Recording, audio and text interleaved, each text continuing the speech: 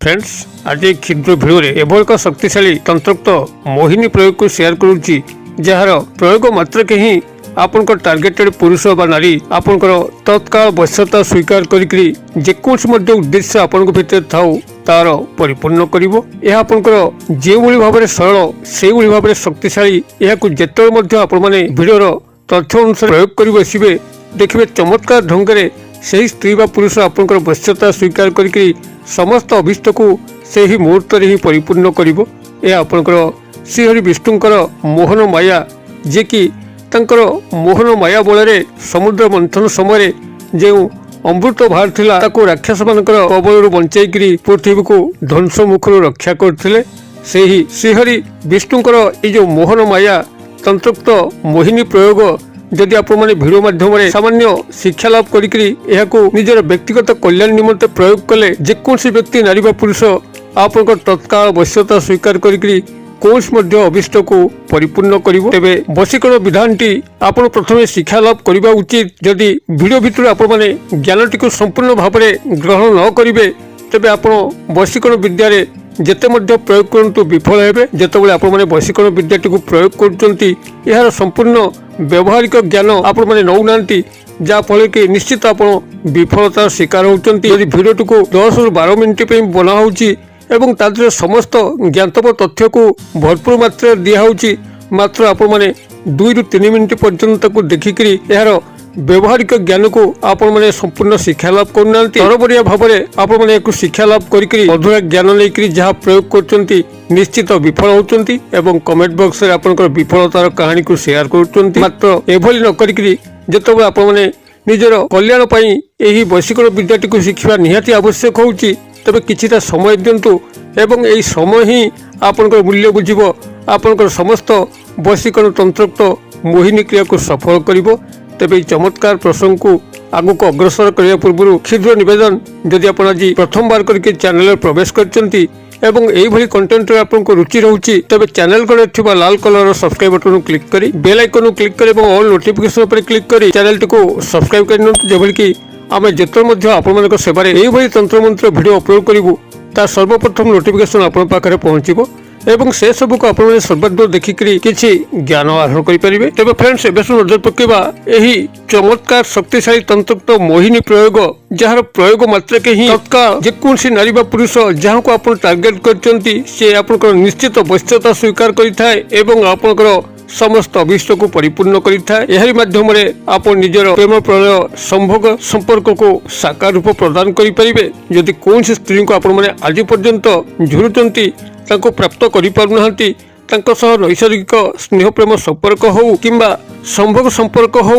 यदि ताहा वास्तव रूप न लई पारुथाय तबे एही चमत्कार तंत्रोक्त मोहिनी प्रयोग माध्यम रे ताहा तत्काल ही संभव हबो। केवल आपन को सठिक भाव में ही प्रयोग करने अच्छी जैकि भिडियोर उद्देश्य प्रथम आपण माने ज्ञान को आहरण करते एवं यही मोहिनी प्रयोग माध्यम आपन जे केवल निजर स्नेह प्रेम संभोग संपर्क को साकार रूप प्रदान करें ताहा नुहे बरं जदि आपन पारिवारिक क्षेत्र में स्नेह प्रेमर अभाव रहुची केही काहा को मानुनांती गृहर सदस्य मानक भितर सबले कली झगड़ा लागुची गृह अशांति भरुची स्वर्ग समान गृहटी आपन नर्क समान लगुची कुआडे बुली बुलिक आसिक गृह प्रवेश कला आपको चिड़चिड़ा लगुची। तेबे एभली स्थले जो व्यक्ति सदस्य गृह बारंबार विभ्राट जन्माउचंती तांको जदि आपण माने एही तंत्रोक्त मोहिनी क्रिया सामिल कले तेबे से मध्य सुधार मनुष्य होइकरी आपनकर गृह शांति विराजमान करिवो गृहटी स्वर्ग समान परिणत हम अथवा जदि आपण माने निजर चाकरी कर्मवृत्ति क्षेत्र में प्रयोग करती जोटि उपरिस्थ अफिसर साहचर्य एकांत लोड़ा होता है एवं आपनकर सहकर्मचारी मानकर साहचर्य एकांत लोड़ा होता है आपनकर चाकरी कर्मवृत्तिर उन्नति अग्रगति पाई तबे से क्षेत्र में आपनकर उपरिस्थ अफिसर हूँ किंबा सहकर्मचारी हूँ यही मोहिनी क्रिया वश्यता स्वीकार करी आपनकर चाकरी कर्मवृत्तिर निश्चित अग्रगति उन्नति करेंगे अथवा जदि आपण माने मोहिनी क्रियाटी को निजर सामाजिक सांस्कृतिक स्तर में व्यवहार करती जोटि आपको विभिन्न अनुष्ठान द्वारा कौन न कौन कार्य तुले पड़ता है तबे देखिए से क्षेत्र में आपण सामाजिक सांस्कृतिक अनुष्ठान गुड़िकर पुरोधा कर्मकर्ता माने अछंती ताको मध्यरु काहाकु मध्य आपण वश्यता स्वीकार करी सामाजिक सांस्कृतिक अनुष्ठान गुड़िकु सर्व सफलता सह चलै परिबे एवं सेठारु आपण माने मान सम्मान पाइबा सह पुरस्कृत हेबे। आपण ସର୍ବସ୍ତରରେ ପ୍ରଶଂସା ଭାଜନ ପ୍ରିୟ ଭାଜନ ହୋଇପାରିବେ। ଏପରିକି ଯଦି ଆପଣମାନେ ଏହି ତନ୍ତ୍ରୋକ୍ତ ମୋହିନୀ ପ୍ରୟୋଗଟିକୁ କୌଣସି ଅଜାତ ଶତ୍ରୁ କ୍ଷେତ୍ରରେ ମଧ୍ୟ ପ୍ରୟୋଗ କରନ୍ତି, ଯେ କି ଆପଣଙ୍କୁ ସଠିକ ଭାବରେ ବଞ୍ଚାଇ ଦେଉନାହିଁ, ଆପଣଙ୍କୁ ଶାରୀରିକ ଆର୍ଥିକ ଏବଂ ମାନସିକ କ୍ଷୟକ୍ଷତି କରି ଚାଲିଛି, ସେଭଳି ଅଜାତ ଶତ୍ରୁ ଯଦି ଆପଣଙ୍କ ଏହି ତନ୍ତ୍ରୋକ୍ତ ମୋହିନୀ କ୍ରିୟାରେ ସାମିଲ ହେଲା, ତେବେ ସେ ତାର ଶତ୍ରୁତା ନିଶ୍ଚିତ ଭାବରେ ଭୁଲିଯିବ, ଆପଣଙ୍କର ଜୀବନଟି ଶତ୍ରୁମୁକ୍ତ ହୋଇଯିବ। ଏହା ହେଉଛି ଆପଣଙ୍କର ଶ୍ରୀହରି ବିଷ୍ଣୁଙ୍କର ମୋହନ ମାୟା, ଯାହାକୁ ସଠିକ ଭାବରେ ପ୍ରଥମେ ଶିକ୍ଷା ଲାଭ କରନ୍ତୁ ଏହି କ୍ଷୁଦ୍ର ଭିଡ଼ିଓ ମାଧ୍ୟମରେ ଏବଂ ତାପରେ ଯାଇକି ପ୍ରୟୋଗ କରନ୍ତୁ।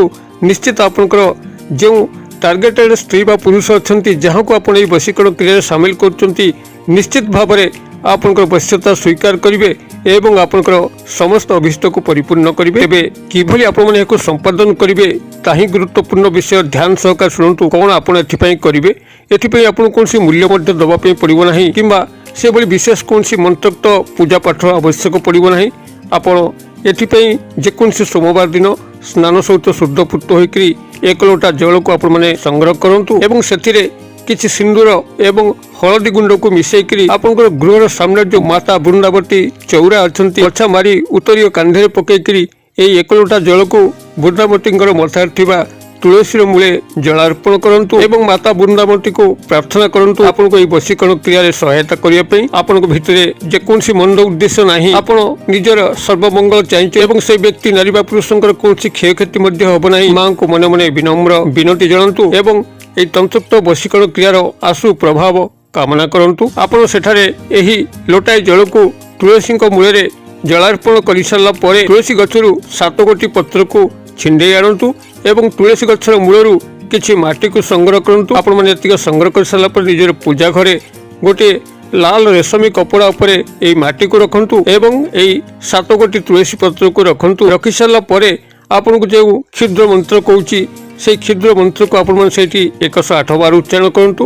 ମନ୍ତ୍ରଟି ଆପଣଙ୍କର ଏଇଭଳି ରହିବ, ଓଂ ଶ୍ରୀ ବିଷ୍ଣୁ ଦେବାୟ ନମୋ ନମଃ।